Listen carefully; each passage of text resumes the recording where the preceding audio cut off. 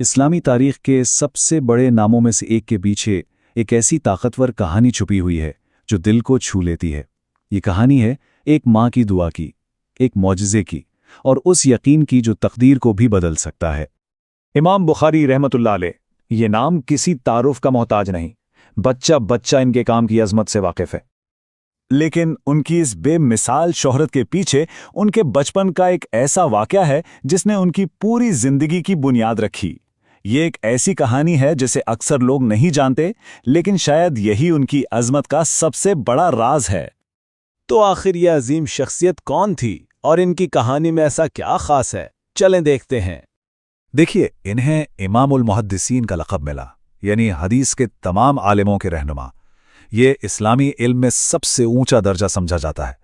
लेकिन क्या कोई सोच सकता है कि इस मकाम तक पहुंचने वाले इंसान ने अपनी जिंदगी का आगाज ही एक बहुत बड़ी आजमाइश से किया था? जी हां, इनकी आजमाइश उनकी पैदाइश के साथ ही शुरू हो गई और इस आजमाइश ने इनकी वालदा के दिल को गम से भर दिया था। हकीकत ये थी कि इमाम बुखारी जब पैदा हुए तो वो देख नहीं सकते थे, वो नाबीना थे।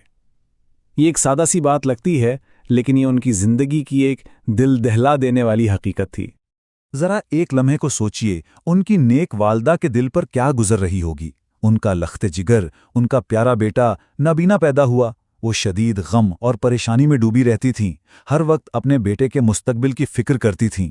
ये सोचना ही एक माँ के लिए नाकाबिले बर्दाश्त था कि उनका बेटा इस दुनिया को देख नहीं सकता। लेकिन इस गहरी मायूसी में उनकी वालदा ने हिम्मत नहीं हारी। उन्होंने अपना रुख उस ज़ात की तरफ किया जो हर चीज़ पर कादिर है।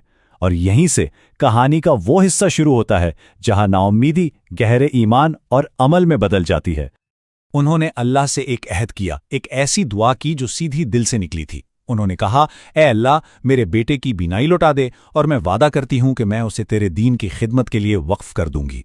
ये सिर्फ एक दरख्वास्त नहीं थी, बल्कि एक माँ का अपनी सबसे कीमती चीज को अल्लाह के सुपुर्द करने का वादा था।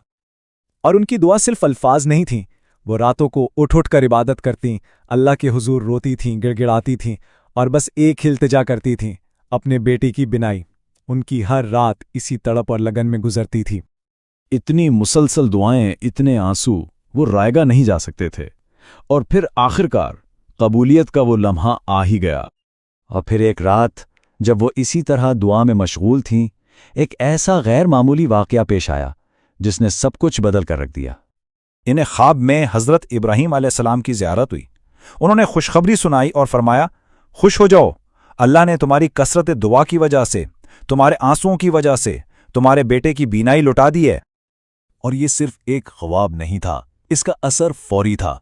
जब वो सुबह बेदार हुईं तो उन्होंने अपनी आंखों से देखा कि उनके बेटे मोहम्मद की आंखों की रोशनी मुकम्मल तौर पर वापस आ चुकी थी। वो मोजज़ा जो रात को ख्वाब में दिखाया गया था, सुबह हकीकत बन चुका था।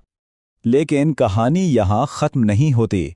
इस दुआ का असर सिर्फ बिनाई की वापसी से कहीं ज़्यादा गहरा और देर पा साबित हुआ। अब जो बात वाकई हैरानकुन है वो ये है कि अल्लाह ने सिर्फ वो नहीं दिया जो मांगा गया था। वालिदा ने क्या मांगा था? बेटे की बिनाई। लेकिन अल्लाह ने ना सिर्फ बिनाई लौटाई, बल्कि उन्हें इमामुल मुहद्दिसीन का वो बुलंद मुकाम भी अता कर दिया जिसकी वजह से आज पूरी दुनिया उन्हें जानती है। ये उस बात की एक शानदार मिसाल है कि अल्लाह की अता हमारी सोच से कहीं बढ़कर होती है। और हाँ, ये कोई सुनी सुनाई बात नहीं है। मौरखीन ने इमाम बुखारी की ज़िंदगी पर जितनी भी मुस्तनद किताबें लिखी हैं, उन सब में इस वाक़े को एक बुनियादी हैसियत से बयान किया गया है। ये उनकी ज़िंदगी का एक अटल हिस्सा है। तो ये सिर्फ एक तारीख़ी किस्सा नहीं है, इस कहानी में हम सब के लिए एक बहुत गहरा सबक छुपा हुआ है। ये कहानी हमें याद दिलाती है कि खलूस दिल से मांगी गई दुआ में कितनी ताकत होती है। ये हमें सिखाती है कि दुआ में साबित कदमी नामुमकिन को मुमकिन बना सकती है। और सबसे बढ़कर ये कि जब हम अल्लाह से कुछ मांगते हैं तो उसकी अता हमारी उम्मीदों और हमारी सोच से कहीं ज़्यादा होती है। तो आखिर में ये सवाल जहन में आता है कि अगर एक माँ की दुआ तारीख का धारा बदल सकती है, तो एक इंसान की अपनी दुआ उसकी अपनी ज़िंदगी में क्या तब्दीली लाने की ताकत नहीं रखती? ये एक ऐसी बात है जो हम सबको सोचने पर मजबूर करती है।